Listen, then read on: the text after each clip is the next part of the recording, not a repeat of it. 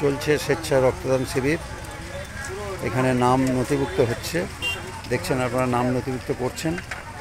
আমরা সরাসরি আপনাদেরকে দেখাচ্ছি। এবার আমরা ভিতরে যারা রক্ত দিচ্ছেন তাদেরকে দেখাবো।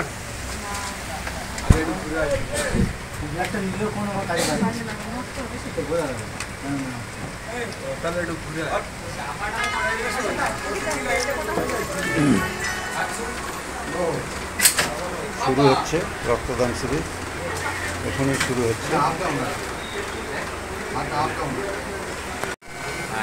যেমন আমাদের এটা তো আসি কি নাম জানো? এটা লালটু মিত্রে। আমরা এর আগেও ওনার আমন্ত্রণ এসেছি, এমন একবার হসপিটালে যোগাযোগ আছে। উনিও গেছেন আমাদের হাওড়ায়। বিষয়টা যেখানে সঞ্চালক মহাশয় বললেন চিকিৎসক হিসেবে দুই একটি কথা বলার জন্য ব্লাড ডোনেশন। দেখুন, যারা রক্ত দিচ্ছেন তারা হয়তো চিকিৎসা বিজ্ঞানের অনেক কিছুই জানেন না, কিন্তু তারা রক্ত দিচ্ছে। বিষয়টা এইখানে দাঁড়িয়ে গেছে,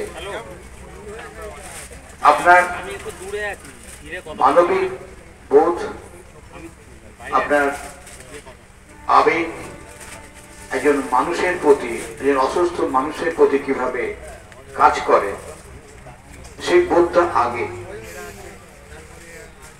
সেই বোধেই উন্নীত হয়ে এখানকার যে সমস্ত মা বোনেরা এবং ভাইয়েরা সকাল থেকে রক্ত দিয়ে যাচ্ছেন, তারা কিন্তু আর বেশি জানে না, বেশি জানে না, প্লাজমা জানে না। তা শুধু এইটুকু জানে, মানুষ অসুস্থ হলে রক্তটা মানুষের শরীরে আছে, মানুষের প্রয়োজনে মানুষই দেবে। বিষয়টা যে হসপিটাল বা যে ব্লাড ব্যাংক রক্ত নিচ্ছেন, তারা ওয়াকিবহাল হয়ে একজন মানুষের কাছ থেকে রক্ত নেন 1 ইউনিট। আমার যখন 18 বছর বয়স হয়নি, হাওড়া শহরের রামায়াতলায় প্রথম রক্তদান আন্দোলন শুরু করি এবং উজ্জীবিত করার জন্য আমরা হাওড়া, হুগলি, বর্ধমান বিভিন্ন জায়গায় প্রচার করতে এবং দল বেঁধে রক্ত দিতে যেতাম। 18 বছর বয়স না হলে, নির্দিষ্ট ওজন 45 কেজি না হলে, আপনার হিমোগ্লোবিনের পরিমাণ ঠিক না থাকলে এবং ভাইরাস গঠিত বিশেষ কিছু অসুখ না থাকলে, ডায়াবেটিস না হলে, এরকম নানা কারণে ব্লাড ব্যাংকের কর্মীরা কিন্তু আপনার রক্ত নেবে না। অর্থাৎ এমনটা নয়, একটু আগে যে ভাই বললেন যে চিকিৎসক কখনোই আপনার কাছ থেকে এমন রক্ত নেবে না যে রক্তটি মানুষের কাজে লাগবে না, কিংবা আপনি রক্ত দিয়ে আপনি অসুস্থ হয়ে পড়বেন। একটি কথা বারবার বলতে ইচ্ছা করে, যে সমস্ত মা বোনেরা, ভাই বোনেরা আজ সকাল থেকে রক্ত দিচ্ছেন, লক্ষ্য করছি তাদের কাউকে যদি জিজ্ঞাসা করা হয়, কোন এক সাংবাদিক বন্ধু এক রক্তদাতাকে জিজ্ঞাসা করছিলেন, আপনি কেন রক্ত দিচ্ছেন? এই দাতা ভাইটি খুব সুন্দর উত্তর দিলেন যে মানুষের প্রয়োজনে, মানবিক আবেদনে তিনি রক্ত দিচ্ছেন। আমার মনে হয় এটি প্রধান এবং একমাত্র উত্তর। কেননা বাকিরা তো চিকিৎসক বন্ধুরা দেখবেন আমার ওজন ঠিক আছে কিনা, আমার শরীরে কোনো অসুখ আছে কিনা। এখন রক্ত নানাভাবে ভাগ হয়, কখনো প্লাজমা, কখনো লাইসেন্স আলাদা আলাদাভাবে দেওয়া হয় এবং তার প্রসেস হয়। খেয়ে দিয়ে আসেনি তো, খেয়ে দিয়ে এলে মুশকিল। কথা আলাদাভাবে বলা হয়। আপনারা হয়তো অনেকেই জানেন যে শুধুমাত্র বোধহয় সেই কথাটি সাংবাদিক বন্ধু জানুন এবং কাজী সাহেব আপনিও জানুন, কেননা আপনি পশ্চিমবঙ্গের বিভিন্ন জায়গায় ঘুরে বেড়ান। তাই বিজ্ঞানকে বাদ দিয়ে তো কিছু না, শুধু জীবিত মানুষের রক্তই কাজে লাগে না, মৃতদেহের রক্তও কিন্তু সমানভাবে কাজে লাগে। আচ্ছা, যদি আমরা 4-5 ঘন্টার মধ্যে তার প্লাজমাকে সংগ্রহ করতে পারি। আচ্ছা, কিন্তু দুঃখের বিষয় আমাদের সেই ইনফ্রাস্ট্রাকচার নেই, যেটা 19 শতকের মধ্যে তৈরি হয়েছিল ভারতবর্ষের প্রথম মেডিকেল কলেজে, যে মৃতদেহতে রক্ত সংগ্রহ। নিউ সিটি অ্যাক্ট শুধু পড়া হতো, আমরা সেটি করতে পারছি না। আমাদের জীবিত মানুষের বাইরেও যে মৃত মানুষের শরীরের নানা রত্ন নানাভাবে কাজে লাগে, সেটাও আমাদের জানা দরকার। আমরা প্রায় 36টা অঙ্গ প্রত্যঙ্গ মৃত্যুর পর কাজে লাগাতে পারি মানব সেবায়। আপনারা নিশ্চয়ই অনেকে জানেন মৃত্যুর পর চক্ষু, এই চক্ষু অর্থাৎ কর্নিয়াটি সাধারণভাবে মৃত্যুর 6 ঘন্টা পরেও জীবিত থাকে। তাহলে দৃষ্টিহীন ভাই বোনেদের যদি আমরা এই কর্নিয়া কাজে লাগাতে পারি, তাহলে হয়তো রক্তর অভাবে মানুষ মারা যেতে পারে, কিন্তু দৃষ্টিহীন মানুষ জীবনমৃত অবস্থায় থাকে। একজন মানুষের যদি দৃষ্টি না থাকে, তার বেঁচে থাকাটা অনেকটাই মৃত্যুর তুল্য।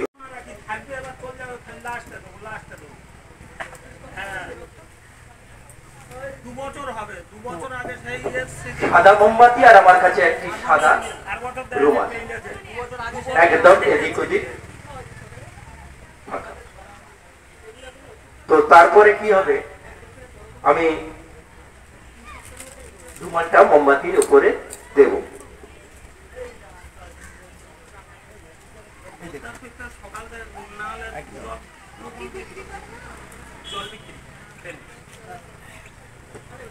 তাহলে হোয়াইট মোমবাতি আর হোয়াইট রুমাল। তো আস্তে করে যদি 1 2 3 যদি আমি একটা হাত পাস করে দিয়ে ছেড়ে দিলাম, দেওয়ার পরে 1 2 3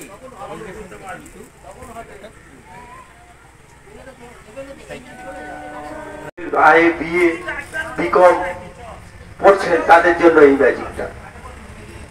আপনি বলবেন বাবা ম্যাজিকের মধ্যে আবার এত পড়াশোনা কি আছে? হ্যাঁ,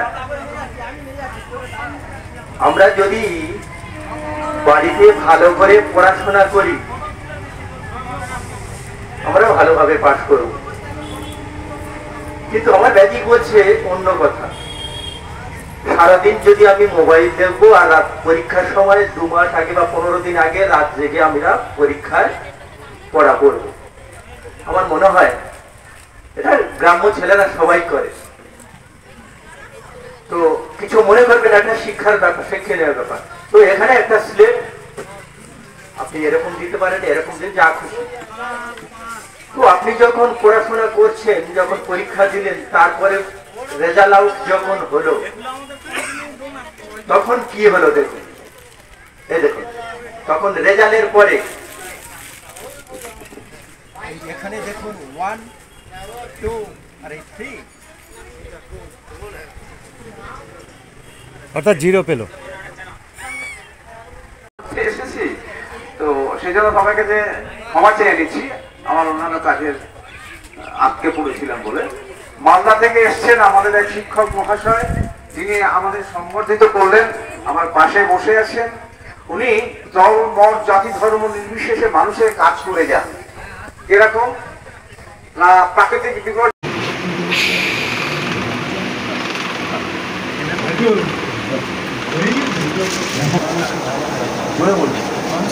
উত্তরীয়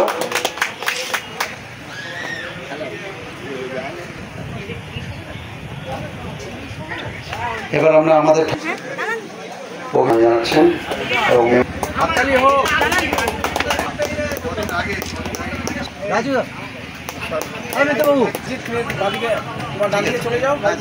থ্যালাসেমিয়া রোগী জীবন থেকে হবে। আর সর্বোপরি এখানেই আমার বক্তব্য শেষ করছি। আরও অনেকেই আছেন কথা বলার জন্য। থ্যাংক ইউ, ধন্যবাদ। তুলে দিচ্ছি।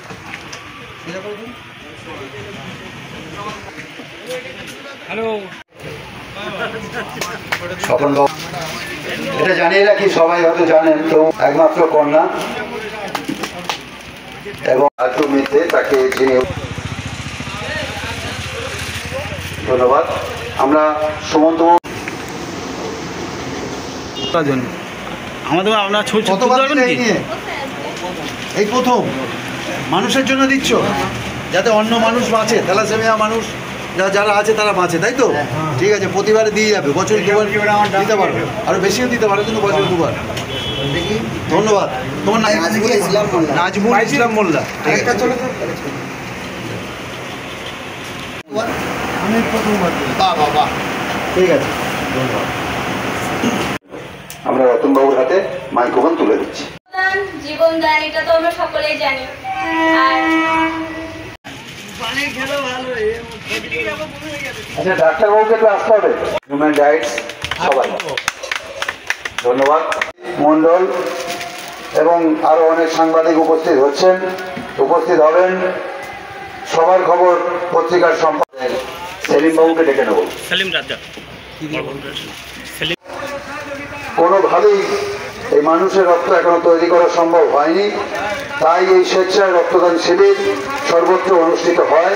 আলাদা রক্তদান, এটা লালটুর পরিচয় নয়। লালটুর পরিচয় একজন রক্তদাতা এবং সারা বছর মানুষকে সাহায্য করে রক্তের ব্যাপারে, সেই রকমভাবে। অর্থাৎ লালটু আসলে ব্লাড ব্যাংক, তাই লালটুকে ধন্যবাদ। আজ লালটু তার নিজের বাড়িতে একটা ছোট্ট করে অনুষ্ঠান করে আমাদের ডেকেছে। তবে আমি এই ধরনের অনুষ্ঠানে আর সেরকমভাবে আসতে ইচ্ছা করে না, কারণ প্রচুর পরিশ্রমের ফলে সকালবেলাটা এইভাবে আসা হয় না। তাই তবুও লালটুর ডাক এড়াতে পারিনি, তাই লালটুর ডাকে এসেছি। আমার প্রথমেই অভিনন্দন এবং ভালোবাসা যারা আজকে রক্তদান করে উপস্থিত বিভিন্ন সমাজসেবী সংগঠনের প্রাণপুরুষ, ভিডিও উপস্থিত বিভিন্ন রক্তদাতা এবং হসপিটালের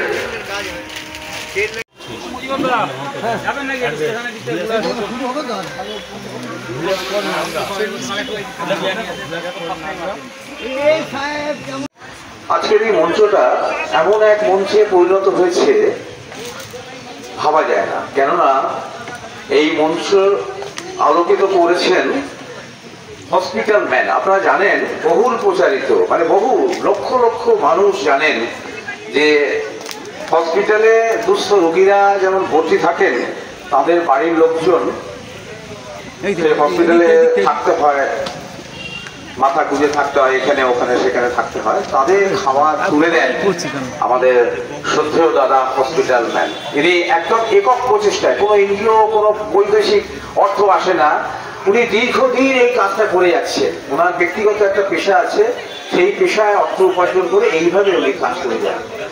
আমি অবনত মস্তকে ওনাকে শ্রদ্ধা জানাই ওনার কাজের প্রতি।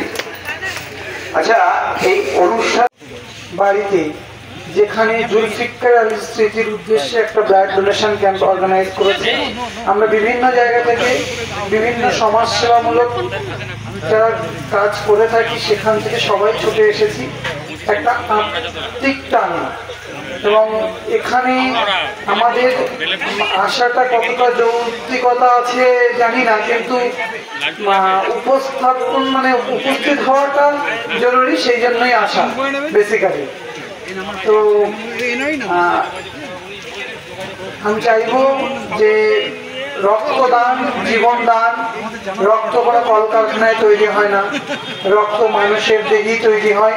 তাই আমরা সবাই চাইবো প্রতি 3 মাস পর পর যে কোনো জায়গায়, যে কোনো সরকারি ব্লাড ব্যাংকে গিয়ে বা কোনো সরকারি ব্লাড ডোনেশন ক্যাম্পের থ্রু দিয়ে আমরা আমাদের অমূল্য ব্লাড সেখানে আমরা ডোনেশন করব এবং সেখান থেকে একজন মানুষের জীবন আমরা ফিরিয়ে দিতে পারি। তাই রক্তদান জীবনদান এই অঙ্গীকার নিয়ে আমি আমার বক্তব্য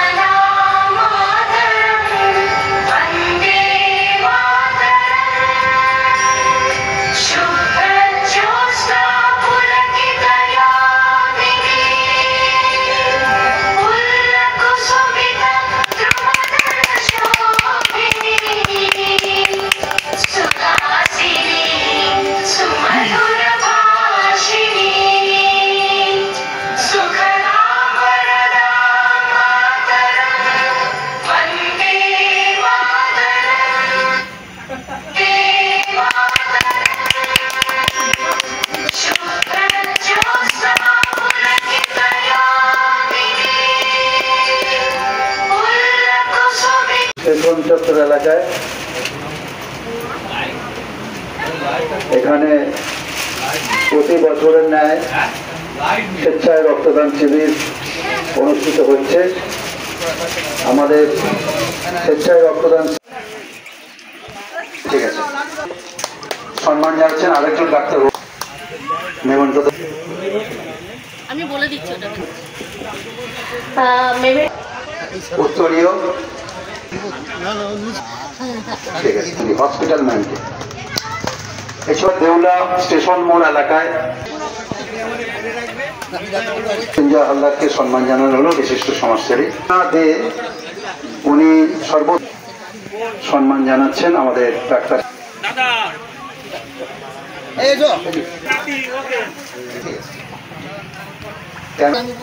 গোটা দেশ বাড়িতে যেখানে জুলফিকার আলী স্মৃতির উদ্দেশ্যে একটা ব্লাড ডোনেশন ক্যাম্প অর্গানাইজ করেছে।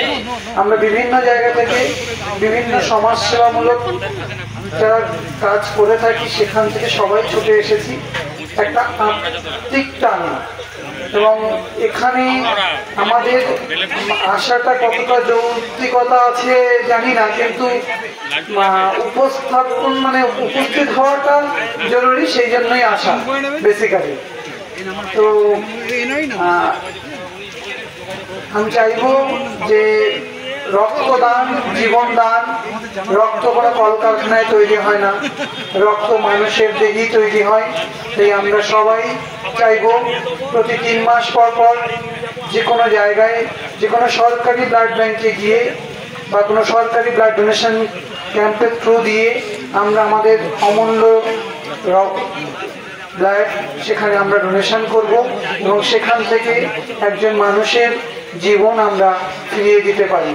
তাই রক্তদান জীবনদান এই অঙ্গীকার নিয়ে আমি চাইবো যে এই ক্যাম্পটা প্রতি বছর হোক সেটা ছোট, একটু একটু করে সেটা বড় হবে। আর এই যে প্রতি বছর মানে এই যে রক্তদান করছো, কত বাচ্চারা পাচ্ছে, একটাই জোড়া একটা রক্ত থেকে 3টি প্রাণ তোমরা বাঁচাচ্ছ। আর আজকে এই গরমের মধ্যে এই গরমকালে রক্ত শূন্য ব্লাড ব্যাংক গুলো আমরা সবাইকে বলবো আপনারা আসুন, নিজের ইচ্ছে রক্তদান করুন। ব্লাড ব্যাংক যদি পরিপূর্ণ থাকে তাহলে হয়তো ব্লাডের এই যে ক্রাইসিস বা পাচ্ছেন না রক্তটা, সেটা হবে না। সদিচ্ছায় রক্তদান করুন, 3টি প্রাণকে বাঁচান। ধন্যবাদ ধন্যবাদ। তারপরে উত্তরীয়, তারপরে সেলিম বাবু মুজিবুর কাজী মহাশয়কে বাঁকুড়া করেন। তারপরেও উনি এখানে আমাদের এখানে দৌড়ে এসছেন সুল ইসলাম মহাশয়।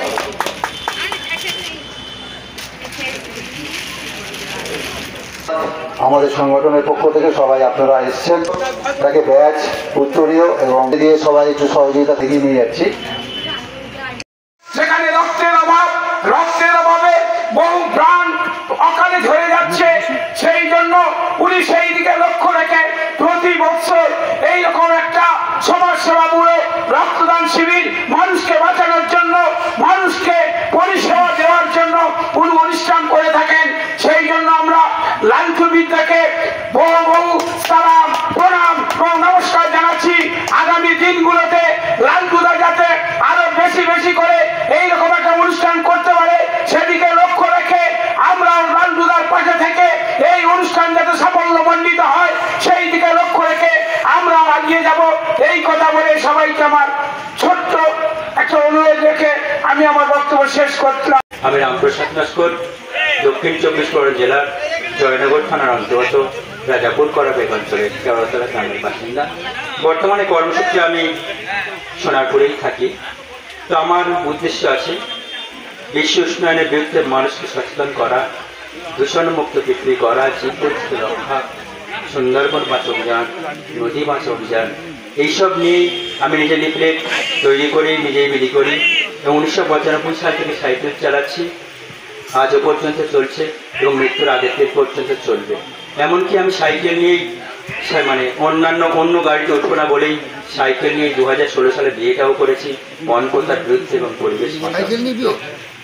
যাই শুধু তাই নয়, আমি সারা ভারতবর্ষে প্রত্যেকটা রাজ্যের রাজধানীর পরিবেশ নিয়ন্ত্রণ পর্ষদে বার্তা পৌঁছে দিয়ে এসেছি।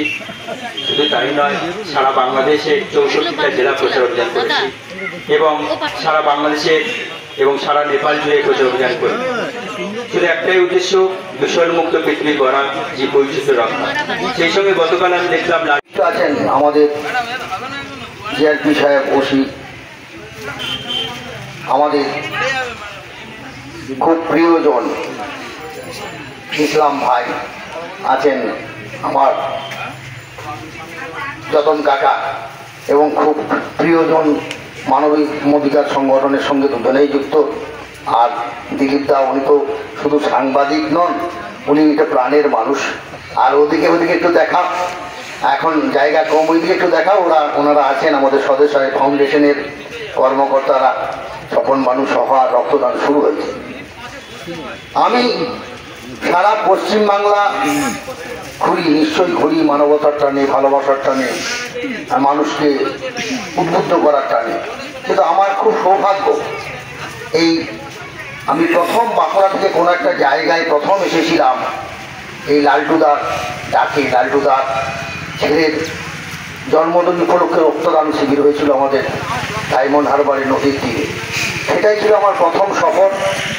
আস্তে আস্তে আস্তে আস্তে করে প্রায় 1000-এর বেশি জায়গাতে আমি গেছি। মানুষ আমাকে ভালোবেসেছে, ডেকেছে। শুরুটা কিন্তু হয়েছিল এই ডায়মন্ড হারবার থেকে। আমি গর্বিত আছি। আরও ভালো লাগছে আজকে এই লালটুদার ঘরে খুব বড় একটা পলাশ গাছ আমার হাতের দেওয়া দেখলাম গাছ হয়েছে। বকুল গাছ দিয়েছিলাম, সেটা হয়েছে রঙ্গন গাছ। আজকেও লালটুদা বেশ কিছু গাছ এনেছি, লালটুদাকে উপহার দেবো। আমি যেখানে যাই, আমার সঙ্গে গাছ যাই। আমি কি করি, আমি একজন সরকারি কর্মচারী, কাজের ফাঁকে মানবতাটা করি। আমার যেটুকু সময়, সামর্থ্য, আর্থিক দায়বদ্ধতা ছিল এটা আমি জানি না, কিন্তু নন অর্গানাইজেশন গভর্নমেন্ট। আমি যখন প্রথম 2014 সালে আন্দামানে যাই, ওখানে গিয়ে আমি এই বিশিষ্ট সমাজসেবী কাকে বলে তাদের সাথে আমার পরিচয়। তারপরে আমি 2017 অবসর গ্রহণ করার পরে আমি এখানে জয়েন করি। দেখ, আমি বিশেষ কিছু বলবো না। আমি 72 বছর বয়স আমার রানিং চলছে। আমার বাড়ি টাকিতে। আমি লালটুর সাথে আমার 2020 সালে পরিচয় চালালখালি বলে কোনো একটি জায়গাতে ডায়রেক্টর হোসেন মন্ডল মহাশয়কে তুলে দিচ্ছেন। এবার আমরা ঠিক আছে, আসুন। ধন্যবাদ। উত্তরে দিয়ে এটা আমার ঠিক আছে। বাবু তুলেছেন সব ট্রেনে আমরা এরকম একটি মহৎ উদ্যোগ নেওয়ার জন্য, এবং এখানে যারা উপস্থিত আছেন যেমন সমস্ত সমাজসেবী, প্রকৃতিপ্রেমিক, সাংবাদিক, তৎপরী যারা রক্ত দান করতে এসছেন এবং সমস্ত মেডিকেল স্টাফ, সবাইকে আমার শুভেচ্ছা এবং অভিনন্দন। এই অনুষ্ঠানটা অনেকদিন ধরেই হচ্ছে, আমি আজ প্রথম এলাম। সবাইকে শুভেচ্ছা জানাচ্ছি। এবং রক্তদান একটা মহৎ দান, এটা আমরা সব জায়গাতেই বলে থাকি, শুনে থাকি, কিন্তু রক্তদান করার সময় সেই হিসাবে ডোনার কিন্তু পাওয়া যায় না। রক্তদান শিবির ঘিরে যে ধরনের উৎসাহ সবার মধ্যে দেখা যায়, কিন্তু ডোনেট করার মতো উৎসাহ সবার মধ্যে দেখা যায় না। অনেকের শারীরিক প্রবলেম থাকে, হাই বিপি থাকে, সুগার থাকে, তাদের পক্ষে তো দেওয়া সম্ভব নয়। কিন্তু যারা সুস্থ স্বাভাবিক আছেন তারা প্রতি বছর না হোক 2 বছর 3 বছর পর পর একবার করে রক্তদান করবেন। আপনাদের ওই সামান্য 1 ইউনিট রক্ত কিন্তু একটা মুমূর্ষু রোগীর জীবন বাঁচাতে পারে। থ্যালাসেমিয়া, ব্লাড ক্যান্সার, এই সমস্ত রোগী তো আছেই, প্লাস যারা ফ্যাটাল অ্যাক্সিডেন্টের শিকার হয় বা গর্ভাবস্থায় প্রসূতিদের কিন্তু প্রচুর রক্তের প্রয়োজন হয়। এই সংকটটা চিরকাল থাকেই। সেই সংকটটা মেটানোর জন্য বিভিন্ন জায়গাতে বিভিন্ন ক্লাব, স্কুল, হসপিটাল বা আমাদের পুলিশের উদ্যোগে রক্তদান শিবির হয়। ব্যক্তিগত উদ্যোগে রক্তদান শিবির খুব রেয়ার, বিরলের মধ্যে বিরলতম। এই যে লালটু মিত্রে যে উদ্যোগটা নিয়েছেন অত্যন্ত সাধুবাদযোগ্য, তাকে আরেকবার ধন্যবাদ জানিয়ে আমার বক্তব্যটা শেষ।